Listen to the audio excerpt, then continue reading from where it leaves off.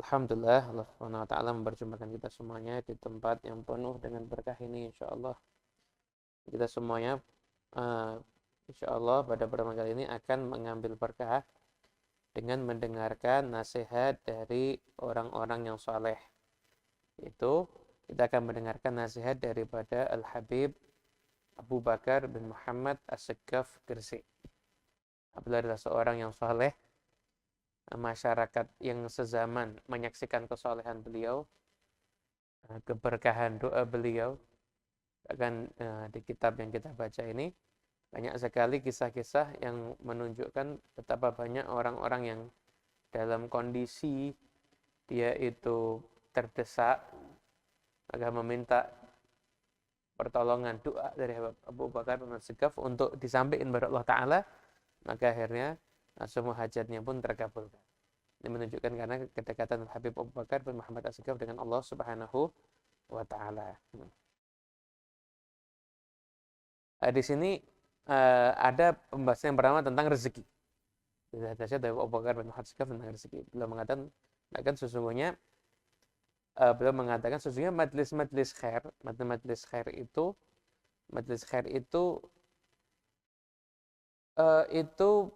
ada yang ngatur, ada yang min alamil fawq, ada yang ngatur. Itu juga rezeki. Hanya saja rezeki itu memang didapatkannya ada di bumi. Rezeki itu ada yang mutlak dan ada yang muqayyad. Itu ada yang mutlak, memang dikasih Allah Ta'ala mutlak, ada yang muqayyad. Nah, yang mutlak itu rezeki yang wahbi. Yahsuluhul insan min ghairi sabab. Bisa-bisa orang itu dapat tanpa ada rezeki Allah Ta'ala. Ada rezeki itu yang muqayyad, yaitu mutawakkifun ala sabab. Ma yahsuluhu illa idza taharrak bisabab. Jadi, orang tidak mendapatkan rezeki itu kecuali kalau dia gerak, maka dia baru akan mendapatkan rezeki. Nah, sebab yang dia lakukan ini, yang dia geraknya ini, itu yang menjadi perantara dia mendapatkan rezeki yang sudah tercatat untuk dia.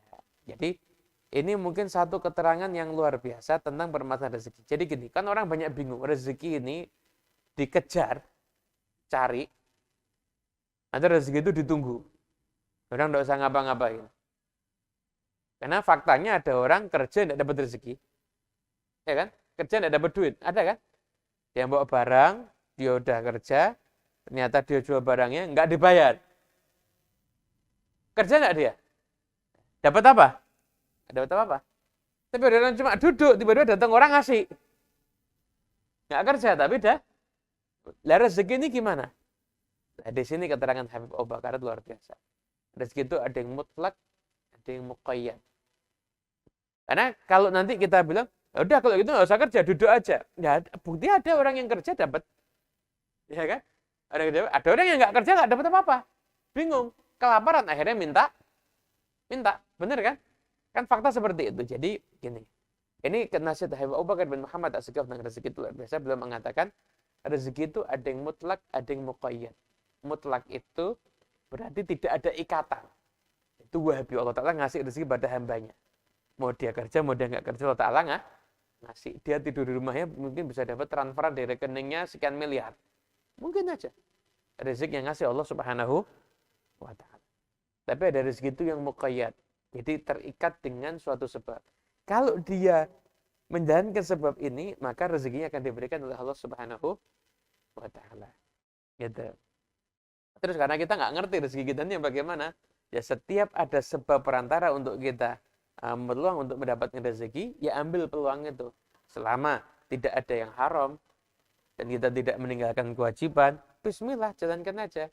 Siapa tahu itu memang rezeki yang muqayyad untuk kita semua. Kalau kita jalani, kita akan mendapatkan rezeki daripada sebab tersebut. Tapi semua sudah ditulis oleh Allah Subhanahu wa Ta'ala. Sudah ada catatannya dari Allah Subhanahu wa Ta'ala di alam sebelumnya. Jadi rezeki itu memang betul-betul sudah dibagi. Cuma tadi ada yang mutlak, ada yang muqayyad. Kalau kita gerak, baru nanti kita akan mendapatkan.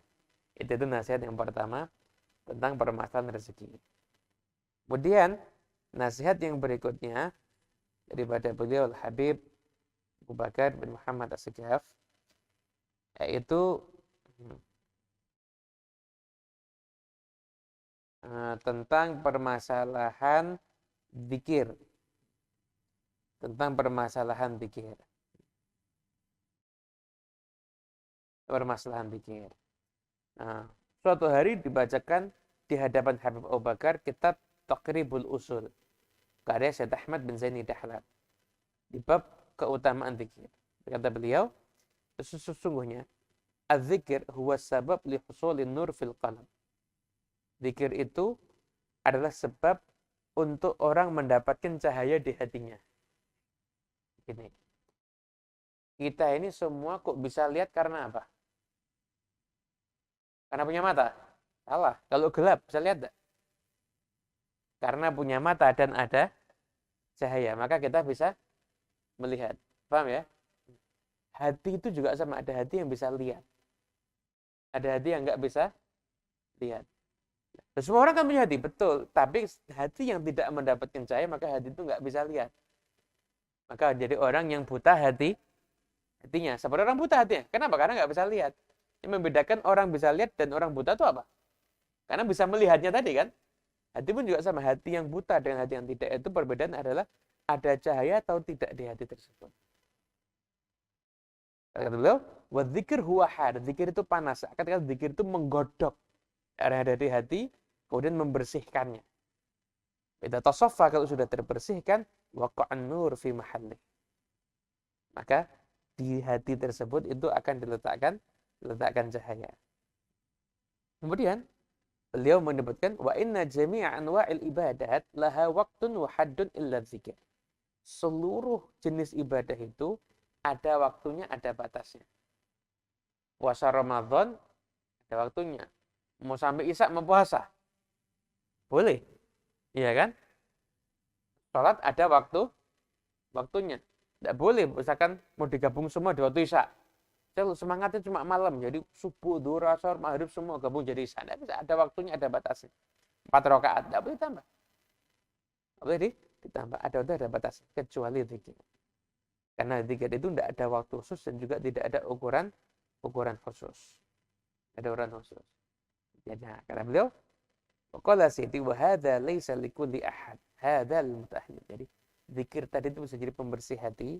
Itu enggak bisa semuanya, tapi hanya orang-orang yang memang pantas. Wal mutaahhilun bisyarti man lahu syekh. Orang yang pantas itu adalah orang yang memang punya guru. Lianna syekh mithlut tabib ya'rifu da' wa indahu dawa. Guru itu kayak dokter, tahu penyakitmu dan dia sudah menyiapkan obatnya. Begitu. Wa man la lahu syekhun yakunu fi hawiyah. Orang yang enggak punya guru, ya udah dia berada di tempat yang celaka. Walahad bayudrik alaih. Dan tidak ada yang bisa nolong dia. Orang yang tidak punya guru seperti dia itu pohon, tapi nggak ada buahnya. Dia itu pohon, tapi nggak ada buahnya. Begitu. Jadi dia beramal, tapi amal nggak menghasilkan apa? Kenapa? Karena tidak dalam bimbingan guru. Jadi gini, setiap orang itu harus punya guru. Benar punya guru. Karena kita semuanya ini hidup kan berjalan. Dan kita ini sebagaimana mau tidak mau manusia ini jasadnya, targetnya jasad ini apa akhirnya? Kuburan. Ya kan? Badan kita kan ada 2, ada jasad, ada roh. Ujungnya jasad apa? Finishnya jasad ini apa? Kuburan. Finishnya roh. Finishnya roh apa? Surga atau neraka lah. Untuk sampai ke surga, punya Google Map-nya? Tidak punya. Tahu jalannya? Lah berarti kita harus ambil jalan dari orang yang sudah tahu jalannya. Itulah seorang guru. Kenapa? Roh yang ada di tubuh kita ini juga perlu diperhatikan biar juga dia juga sampai tujuannya. Kamu kan kepingin nanti sekalipun jasad ini pasti finishnya kuburan, tapi kan kepingin sampai ke kuburannya dalam keadaan sehat, tidak sakitnya kan? Kan karena kamu pengen jaga ya kan? Ya rohmu juga harus kamu jaga. Gimana caranya biar sampai finish nanti itu masuk surga tanpa rintangan yang berat. Dan itu semua adalah perlu guru itu yang akan ngukur nanti. Ukur. Muridnya misalkan orang itu penyakitnya beda-beda. Orang itu penyakitnya beda-beda. Ada orang itu kecenderungan ibadah tinggi. Waduh, saya ibadah tinggi. Tapi dia punya penyakit gampang tersinggung. Gampang tersinggung. Enggak disapa sedikit aja, enggak disalamani sedikit aja. Wah, sudah musuh sampai yaumul kiamah. Udah. Ada begitu. Ada orang hatinya bersih. Jadi pukul sama orang senyum. Tapi kecenderungan ibadah dia kan terus sholat, malas dipaksa baru mau sholat. Ini masing-masing ada penyakitnya kan. Nah, dokter yang pintar itu dia ngerti. Oh ini cara nanganinya begini, ini cara nanganinya begini. Itu makanya tidak semua orang yang bisa ceramah dia bisa mentarbiyah. Jadi dulu itu ada ulama, ada fuqaha, ada khutbah. Ada khutbah. Khutbah itu orang yang pidato. Orang yang pidato. Kalau dia pidato bagus, lagi di era sosmed, ya dia viral. Ya, Vi? Padahal orang senang sama pidatonya. Tapi apakah dia itu ulama? Belum tentu. Dia punya ilmu enggak? Apa dia itu fuqaha, ngerti hukum agama? Belum tentu juga. Pernah belajar atau tidak. Dan apakah dia itu seorang murabbi? Orang yang bisa mentarbiyah orang lain juga belum tentu juga. Apakah dia pernah ditarbiyah sama orang lain? Apakah dia sudah terbukti mentarbiyah orang lain dan berhasil? Nah, itu semuanya bukan ukurannya, patokannya adalah cara. Orang sekarang kan enggak, orang sekarang kan mengukur semua pokoknya dengan bisa ceramah pokoknya ustaz. Soleh nggak bisa ceramah, alim yang enggak dianggap nggak begitu ustaz. Gitu. Itu. Nah, jadi akhirnya orang kalau tidak punya guru dia beramal seperti dia memelihara pohon tapi dia tidak menghasilkan orang yang nggak punya guru itu dia tidak tahu amal apa yang terbaik untuk dia. Amal apa yang terbaik untuk dia sehingga dia beramal yang nggak merasakan apa-apa, nggak merasakan apa-apa. Itu Sayyidina Habib Abu Bakar bin Muhammad As-Siddiq.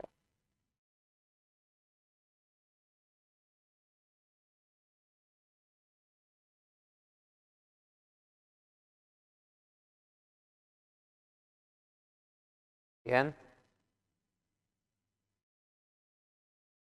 Qala radhiyallahu anhu fi fadl i'tilaf wat tawadud. Innahu mahma kana ahlu baldah aw qaryah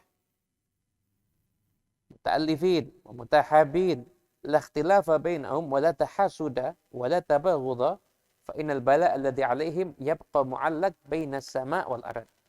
Ya'khudh sanah wa sanatan fa akthar wa yatrahu al-barakah fi ma'ashihim bi barakati i'tilafihim wa tawaddudihim. Fa idza tabaghadha aw tahasada ba'dhum ba'dhan fa inna dhalika yukhriqul hijab alladhi bainahum wa bainal bala' wa yahillu bihim al-masa'ib wal afat fa innal bala'a ya'um war rahmah takhus. Wa halu hadha az-zaman lamma annahum mukhtalifun mutahasidun mutabaghidun ba'dhum ba'dhan halat bihimul balaya wal mihan wa nuzi'at minhumul barakah. Ila akhir ma qala radhiyallahu anhu. Ini penting, ini nasihat. Kita kadang-kadang bingung, daerah yang banyak orang muslim kok sering bencana. Daerahnya yang ditinggali sama orang-orang non-muslim kok malah aman. Daerah banyak muslim kok banyak kasus kriminal. Daerahnya orang-orang non-muslim hampir nggak ada kasus kriminal. Nah, kenapa ini semuanya? Nah, di sini dijelaskan sama Habib Abu Bakar bin Muhammad As-Siddiq. Dan ini sesuai dengan firman Allah Subhanahu wa taala. Jadi ada ayat yang menjelaskan tentang ini juga. Beliau berkata tentang keutamaan saling menghargai, saling menyayangi. Beliau mengatakan ketika suatu wilayah, suatu tempat, penduduknya itu saling menyayangi, saling mencintai, tidak ada ikhtilaf, perselisihan di antara mereka. Enggak ada saling dengki. Tidak ada saling benci, maka musibah yang akan mendatangi mereka itu tergantung. Jadi musibah itu sudah diturunkan, tapi gantung antara bumi dan langit. Gantung antara bumi dan langit.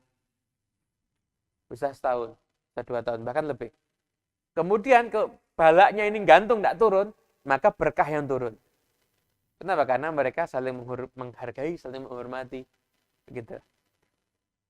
Begitu mereka mulai saling benci, saling dengki.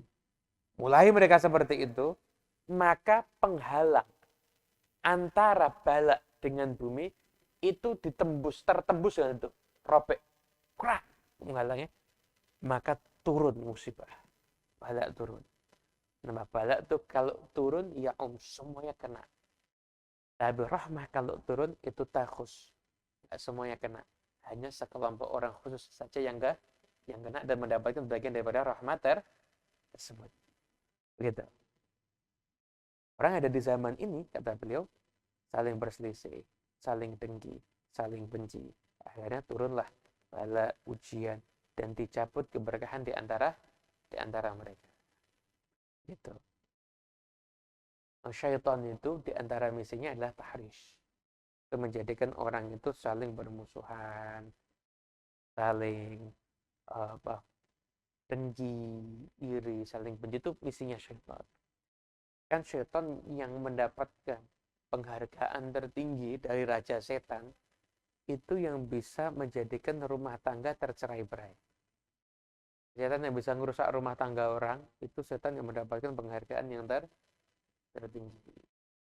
Nah itu, kalau kita ini pengen kehidupan kita itu penuh dengan berkah, dan kan nasihatnya Habib Abu Bakar, hilangkan kedengkian, hilangkan kebencian, jangan gampang berselisih. Beda pendapat tuh biasa, nggak cocok sama orang tuh biasa. Kamu nggak harus kumpul sama semua orang, nggak harus senang sama semua orang. Tapi yang jelas kamu jangan pernah membenci siapapun juga. Gitu.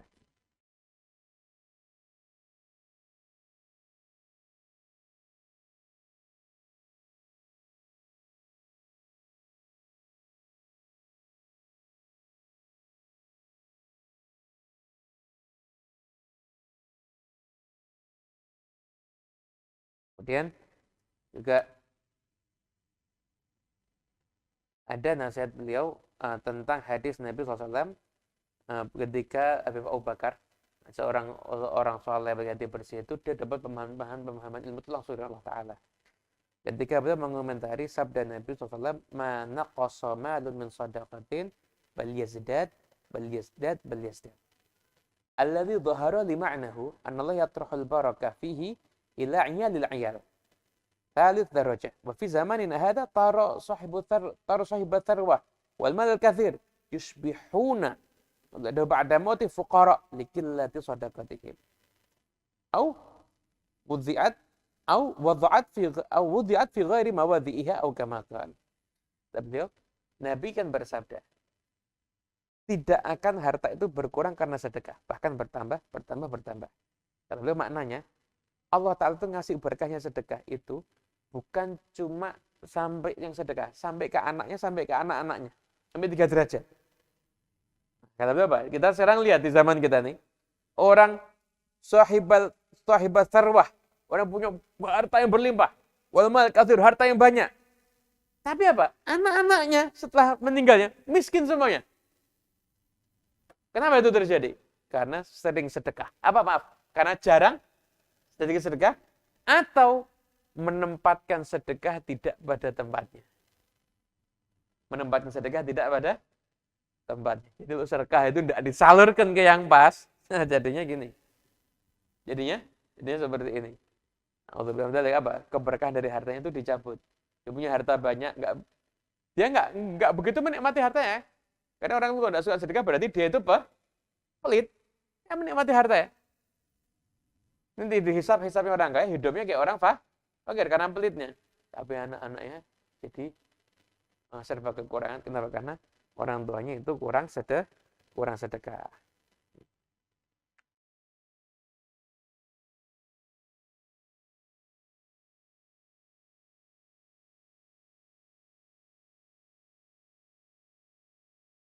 Ya, kita akan teruskan lagi nasihat daripada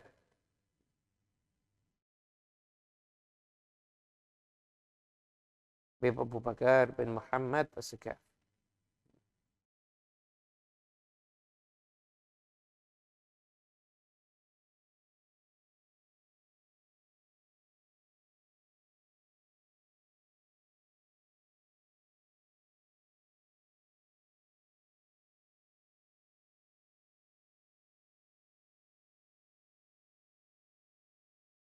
Ya.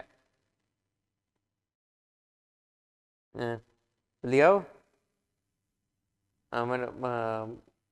memberikan nasihat. Kata Habib Abu Bakar bin Muhammad As-Sakaf, bagi seorang dai harus terkumpul dalam dirinya 4 perkara. Az-zuhud, tidak ambisi pada dunia. Wal ilmu, berilmu. Wal aqlu, berakal. Wal mudarah. Mudarah itu dia orang yang bisa bersikap dengan sikap yang baik dan tidak melanggar syariat, dan juga bukan penjilat kepada orang yang hidup di zamannya. Idza naqasat khaslah min hadhihi al-arba'ah, jika kurang, ada perkara yang kurang dari 4 perkara ini, ma yakunu liwa'dihi ta'thir wa la tadhharun natijah, maka nasihatnya tidak akan ngefek, tidak akan ada pengaruhnya, tidak akan ada efeknya, dan tidak akan nampak hasil daripada dakwah ataupun daripada nasihatnya.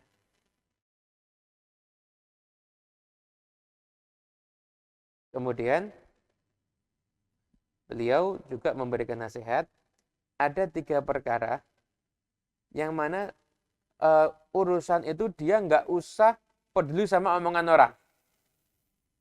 Yang pertama, majelis yang nggak cocok buat dirinya, ya dia pergi, tinggalkan, nggak usah hadir. Nggak usah hadir. Kamu misalkan diundang suatu acara. Acara itu ini kan santri-santri yang sangat tidak cocok buat kamu. Misalkan acara pernikahan kok ada perempuan nyanyi, nari-nari, buat ente nggak cocok ini. Tinggalkan, nggak usah pakai, sungkan, nggak usah pakai sungkan. Yang kedua, makanan yang membahayakanmu, jangan kamu makan. Sekali nggak usah pakai, tidak enak. Ada orang, dia sakit gula. Disuguhi makanan manis atau minuman manis. Nggak usah diminum, nggak usah pakai, tidak enak. Kenapa? Karena ini bisa membahayakan dirinya. Yang ketiga, kalau seorang tokoh atau seorang guru nyuruh dia duduk di depan atau nyuruh dia untuk tampil, untuk jadi imam atau untuk ceramah atau untuk duduk di depan dan sebagainya, nggak usah bilang, banyak orang yang lebih pantas, nggak usah bilang gitu. Kenapa? Karena gurumu lebih tahu mana yang lebih pas untuk kamu. Gitu.